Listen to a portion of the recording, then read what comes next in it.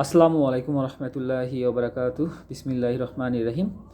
জবাহের পশুর পার্শ্বদেশে পা দিয়ে চেপে ধরে কুরবানি করা প্রসঙ্গে সহিহ বুখারীতে 5166 নম্বর হাদিসে বলা হয়েছে, হাজ্জাজ ইবনু মিনহাল রহমতুল্লাহ আলাই আনাস রাদিয়াল্লাহু আনহু থেকে বর্ণিত, নবী সাল্লাল্লাহু আলাইহি সাল্লাম দুটি শিং বিশিষ্ট সাদা কালো রং এর ভেড়া কুরবানি করতেন। তিনি পশুগুলোর পার্শ্বদেশে তার পা দিয়ে চেপে ধরে সেগুলোকে নিজ হাতে জবে করতেন। আচ্ছা, এই প্রসঙ্গে যে জবে করার সময় আল্লাহু আকবার বলা, এই প্রসঙ্গে সহিহ বুখারীর হাদিস নম্বর 5167 বলা হয়েছে, কুতাইবা রহমতুল্লাহ আলাই আনাস রাদিয়াল্লাহু আনহু থেকে বর্ণিত, তিনি বলেন, নবী সাল্লাল্লাহু আলাইহি সাল্লাম দুটি সাদা কালো বর্ণের শিং বিশিষ্ট ভেড়া কুরবানি করেন।